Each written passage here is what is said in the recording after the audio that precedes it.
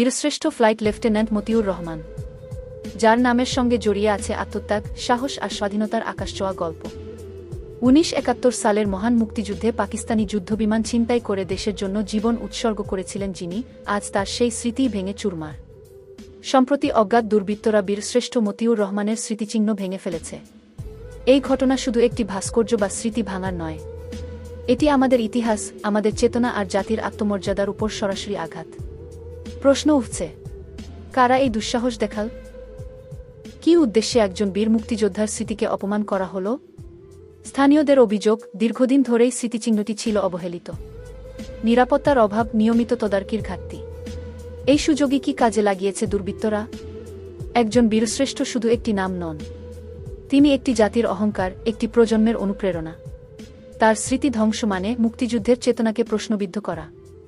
এই ঘটনায় ক্ষোভ প্রকাশ করেছেন মুক্তিযোদ্ধা পরিবার, স্থানীয় বাসিন্দা ও সচেতন নাগরিকরা। তাদের দাবি, দোষীদের দ্রুত শনাক্ত করে দৃষ্টান্তমূলক শাস্তি নিশ্চিত করতে হবে। কারণ ইতিহাসকে ভাঙচুর করে মুছে ফেলা যায় না, বরং ইতিহাসকে অসম্মান করলে জাতি হিসেবে আমরা নিজেদেরই ছোট করি। প্রশ্ন থেকেই যায়, বীরশ্রেষ্ঠদের স্মৃতি রক্ষায় আমরা কতটা দায়িত্বশীল?